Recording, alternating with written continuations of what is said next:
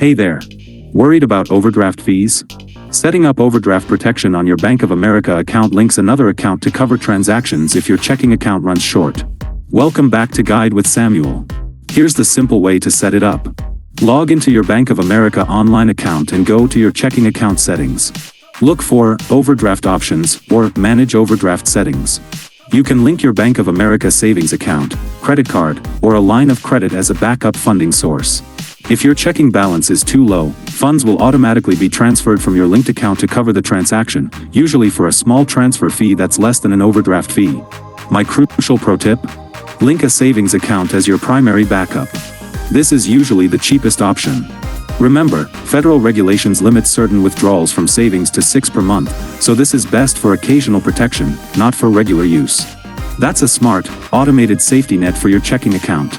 Do you use overdraft protection, or do you prefer to just monitor your balance closely to avoid fees? Let me know in the comments.